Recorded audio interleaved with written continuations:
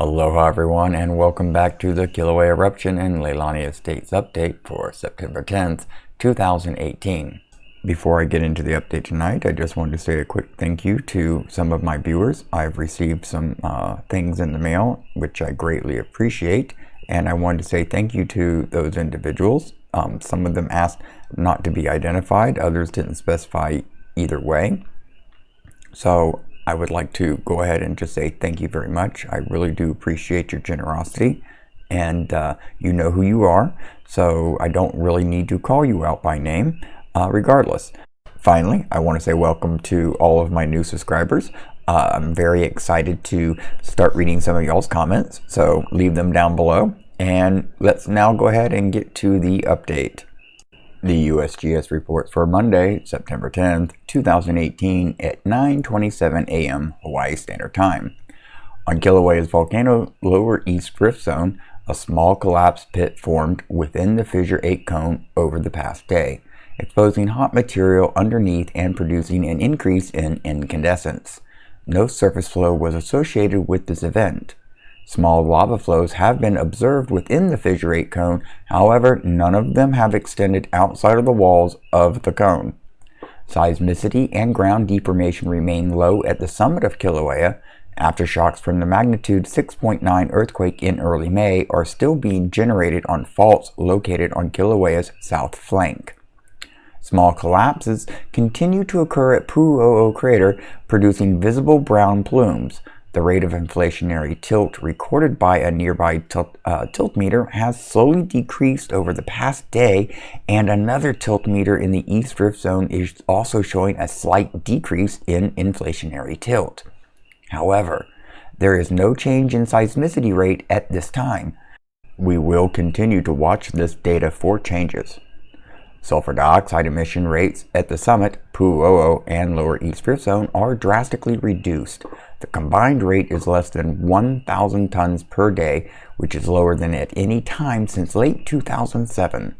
SO2 emission rates from lower east drift zone vents are below 20 tons per day when measured on September 5th, close to the detection threshold of the measurement technique. The Hawaiian Volcano Observatory continues to closely monitor Kilauea's seismicity, deformation, and gas emissions for any sign of reactivation, and maintains visual surveillance at the summit and lower east drift zone. HVO will continue to issue daily updates and additional messages as needed. And that does it for the USGS report. Now let's take a look at the earthquake activity. What we're looking at here, of course, is one day all magnitudes, and as you can see, it's been relatively quiet as well, again for the last day. Now taking a look at the sort by 7 days all magnitudes, we see pretty much the same thing we've been seeing over a relative week period of observation. Most of the activity is located down in the middle east drift zone, down around Chain of Craters Road and of course the coastline area there on that ridge. So that's not too uncommon. It's still a little bit more activity than I think I would be comfortable with, but so far it doesn't seem to be anything to be concerned with, which is a good thing. And that'll pretty much do it for the earthquake part of the update. By the way, if you've been enjoying this video, and I really hope you have, now could be a good time to hit that thumbs up button to let me know. So let's go ahead and now move on over to the weather. We do have quite a few things to talk about there. Currently, what is dominating the weather part of the update is Hurricane Olivia.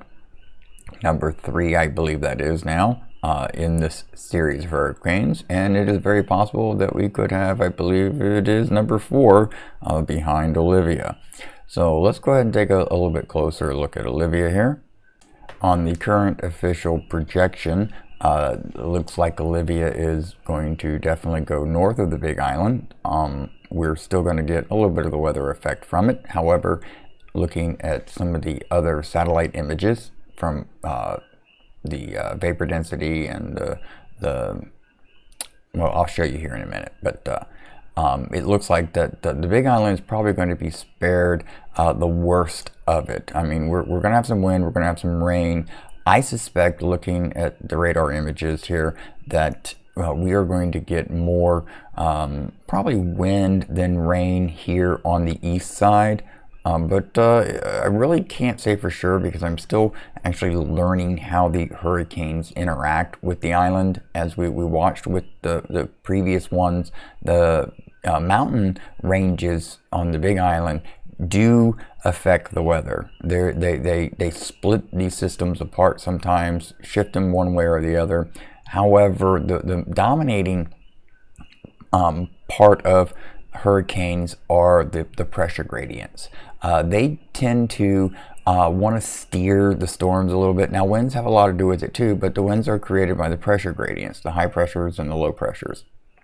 So looking here at the maps, we see that we've got a high pressure system up here, which I looked at the future forecast for that, and it doesn't seem to be moving much. And then over the next 3 or 4 or 5 days, an actual little bit of a high pressure ridge builds there. So I do believe that Hurricane Olivia is not going to move north, even though looking at some of the time lapses of the radars, it does have a little bit of a northern drift to it as it's moving west.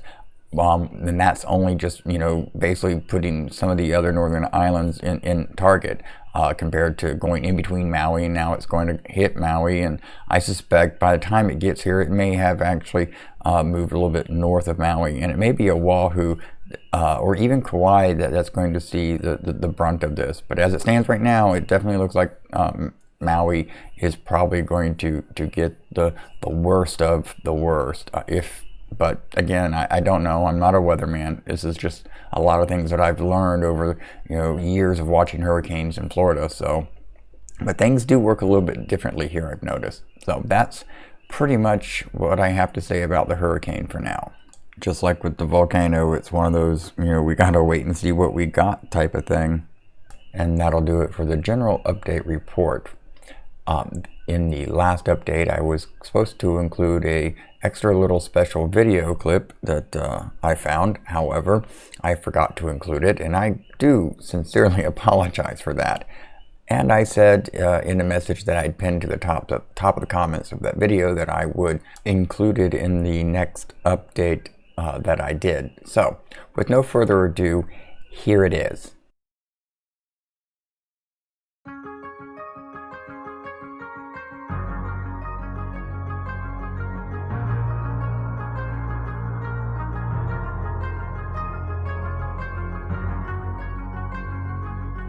Kilauea Caldera formed by collapse of the summit of the volcano into a magma chamber that had emptied. This all happened about 500 years ago. It probably happened over a matter of a few days to a few weeks or so, as best we can tell.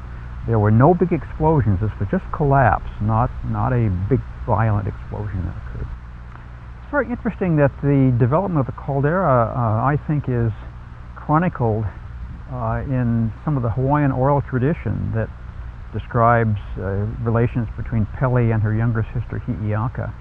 And to make a long story short, there are two events in those oral traditions that describe the events here. One, a very large lava flow that occurred just before the caldera formed, and then the formation of the caldera itself when Hi'iaka was digging after the body of her lover. And I think that this records, firstly, the large eruption that just preceded the caldera that was emptying the magma reservoir, and then Hi'iaka's digging after the body of her lover was the actual formation of the caldera. Development of the caldera probably didn't have too much of a hazard associated with it. There were rocks flying and things, but the bottom of the caldera was dropping out pretty passively, we would imagine. But what happened after that is that the caldera got so deep that it got down below, or at least down to about the water table, which is the zone below which the rocks are saturated.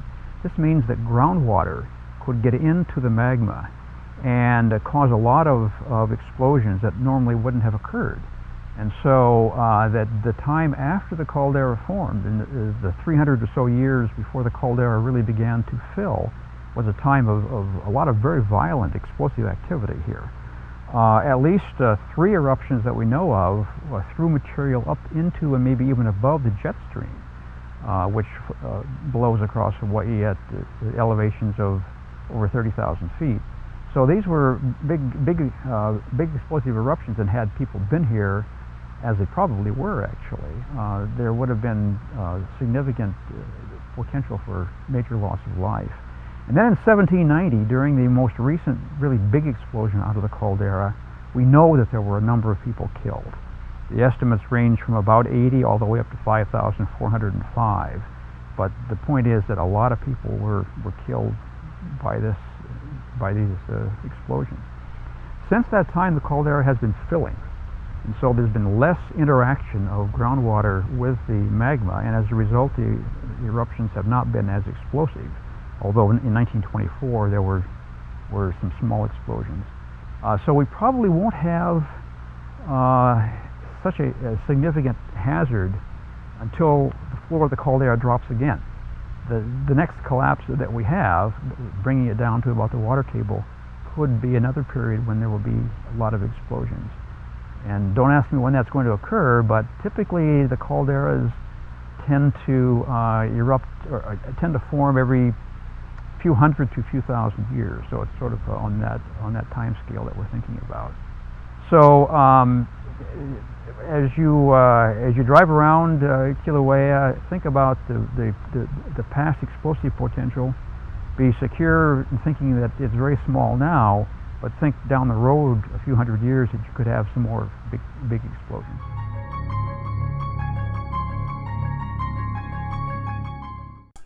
Okay, so what do y'all think about that? Pretty interesting stuff. If you listen and was reading what he was saying, that the oral tradition of the Hawaiian people, the story that he was talking about, kind of really describes what we just saw happen with this eruption event in the Rift Zone. The reservoir drained out, the summit collapsed, and according to the story in this particular video, the next things that we should see, if the caldera, and that's the question, if the caldera collapse has collapsed far enough for the water table to intrude. If that is true, and that is what, or that is the length that it has collapsed, then the next thing that we would start seeing sometime soon would be more explosive activity at the summit. However, I don't know the whole story, so I'm going to have to check into that myself. I want to hear the full story and see if there's any information there that would give an indication of time period between, the collapse and then the beginning of the big explosions that this gentleman was talking about in his presentation. But anyways, so that'll be interesting to see. So that'll pretty much do it for tonight's update. And if you don't know already, all my photos are available on SmugMug for prints and things of that nature. There is also a select set of images available on my Redbubble that you can get on t-shirts, phone cases, pillows, a very large assortment of different items, which is actually pretty cool. Don't forget to follow me on Twitter, and if you haven't subscribed already, now would be a great time to do so. And if you want to know when I post new videos, hit that bell icon at the same time. Don't forget the thumbs up button. It lets me know you like this, and again, I really hope you did. Also, I could use your support, so check me out on my Patreon page, and if you could support me there, that would be great. And of course, all that information is in the description of the videos. So that'll do it for tonight, everyone. Thank you for joining me. I greatly appreciate it. I love reading your comments, and I'm actually eager to read the comments tonight about that little video clip. So y'all have a wonderful morning, afternoon, or evening. This has been the Kilauea Eruption and Leilani Estates update for September 10th, 2018.